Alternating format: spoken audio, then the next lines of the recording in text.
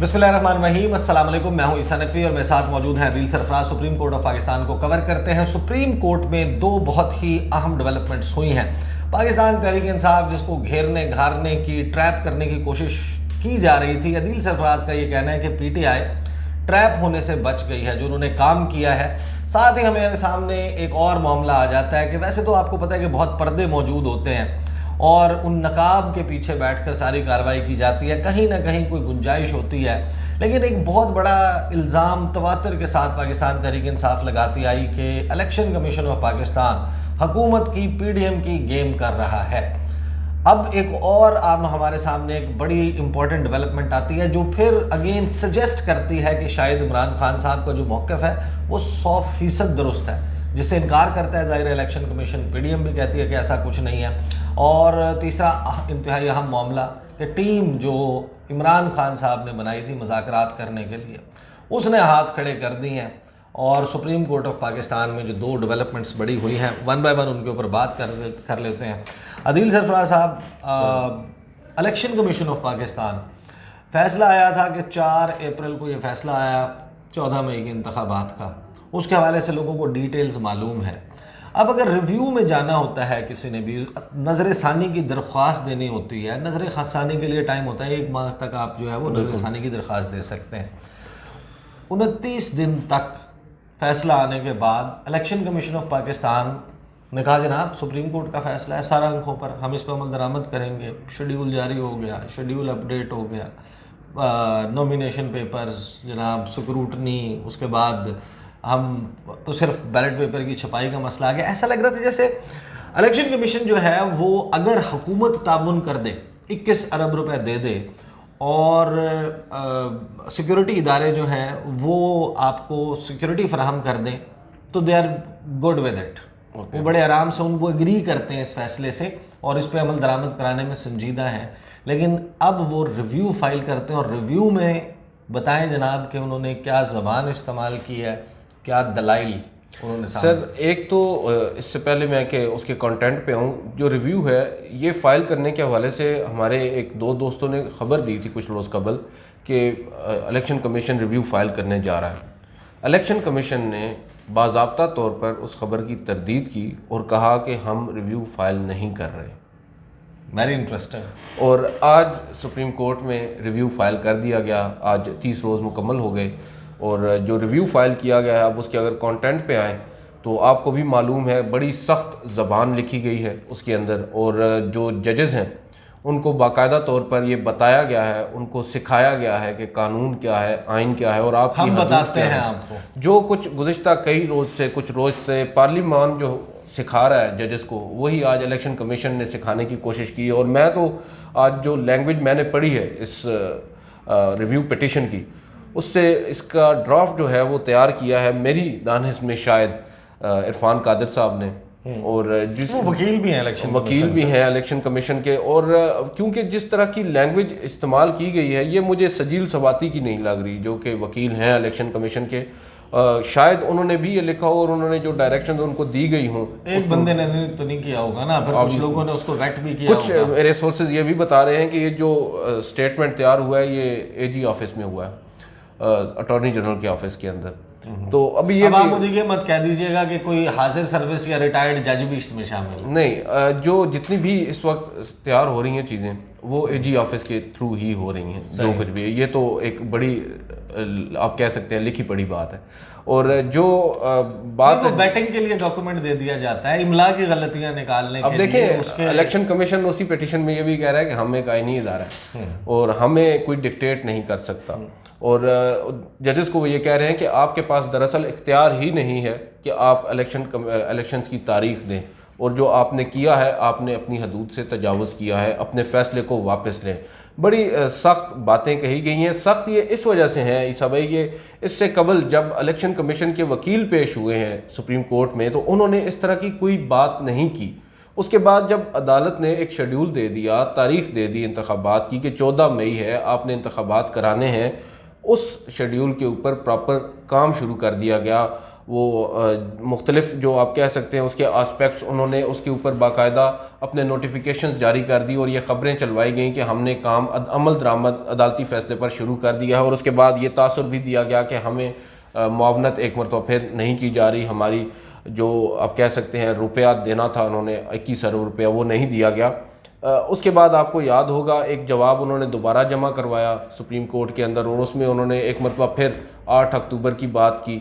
और उसके बाद जब अदालत ने दोबारा उनसे पूछा और उनको बुलाकर ये कहा कि आपके पास तो ये इख्तियार ही नहीं है, आप किस तरह की बातें हमारे सामने आकर कर रहे हैं, आप पहले पढ़ तो लें कि आप क्या कह रहे हैं।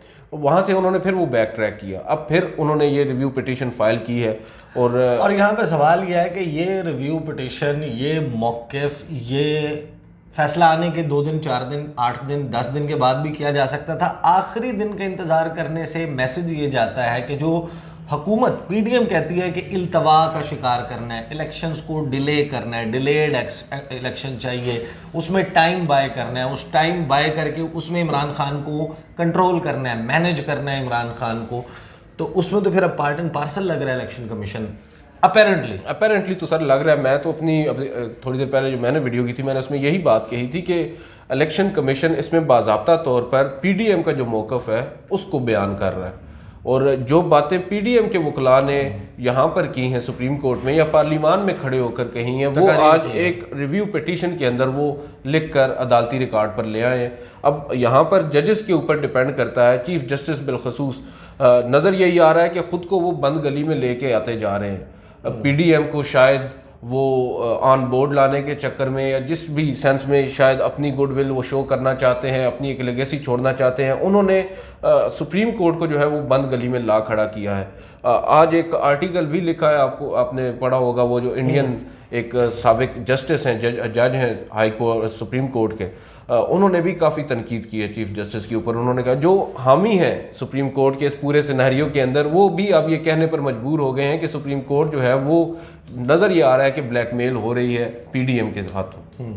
तो ये अब सूरत हाल है। आप सही।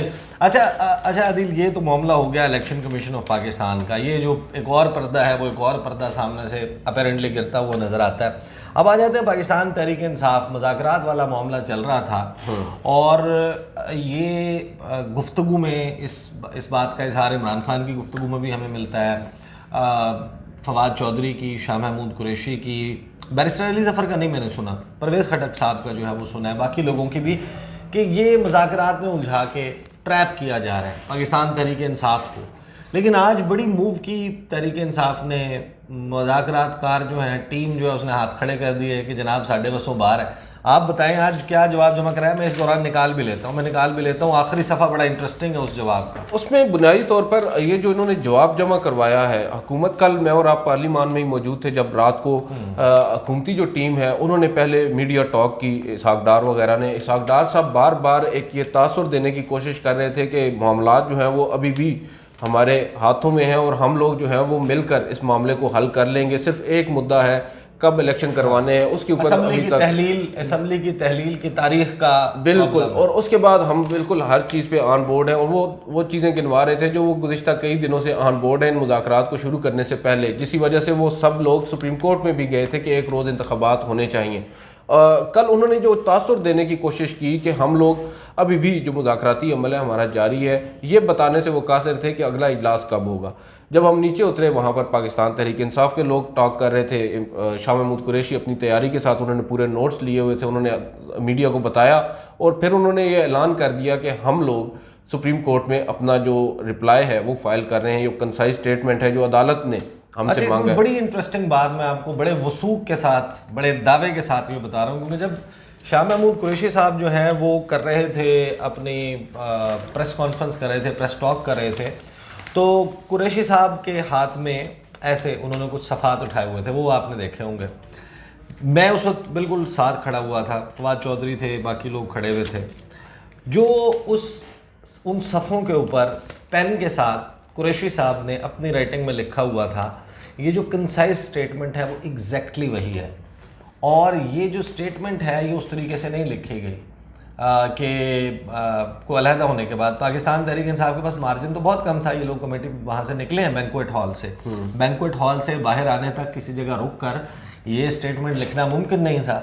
वहीं बैंक्वेट हॉल में इन्होंने ये स्टेटमेंट लिखी है और ये कंसाइज स्टेटमेंट जो जमा करवाई गई है, इस स्टेटमेंट में तहरीक इंसाफ ने तो हाथ खड़े कर दिए। उन्होंने क्या कहा, इसके नुकात जो है वो खैर बड़ा तवील है, ये 4-5 सफ़ात के ऊपर मुश्तमिल है।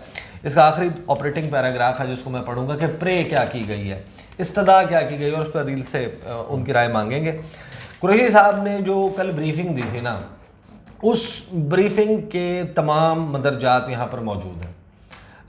वो मदरजात मौजूद हैं, क्या हुआ, किस तरीके से हुआ, हमने मुज़ाकरात, सुप्रीम कोर्ट का ऑर्डर आया, हमने उसके तहत शुरू किए, कौन कौन उसमें शामिल था, किस तरह की टीमें बनी, किस किस बात पर कंसेंसस हुआ, वही के बाकी तमाम बातों पे कि पूरे दिन में, पूरे मुल्क में एक दिन में इंतखाबात होने चाहिए, उसके हवाले से जो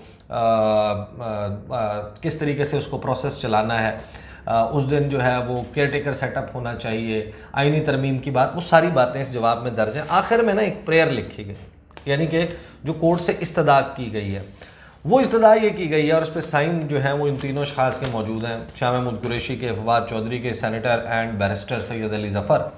constitution petition number 5 of 2023 requiring elections to be held to the Punjab Assembly on 14 मई 2023 may be implemented in letter and spirit so that the constitution is upheld and does not stand violated and this petition may be disposed of accordingly।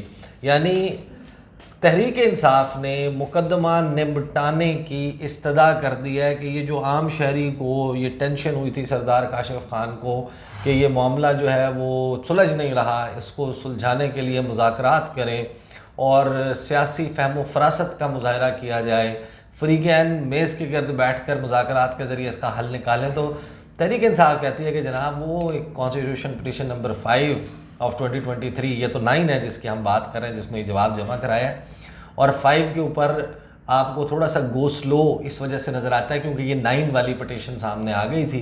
तो ये जो काशिफ खान साहब को tension हुई थी वो tension जो है वो ख़त्म करें क्योंकि हम मुज़ाकरात के ज़रिए मामला हल नहीं कर पाए। और 4 अप्रैल को फ़ैसला दिया गया था कि 14 मई को इंतखाबात करवाएं, उस पर उसकी रूह के मुताबिक इन लेटर एंड स्पिरिट अमल दरामद करवाया जाए। तो बहुत ही इम्पॉर्टेंट मामला है। क्विक रिस्पांस आपको क्या लगता है कि सुप्रीम कोर्ट ने जो अब विदहोल्ड किया हुआ था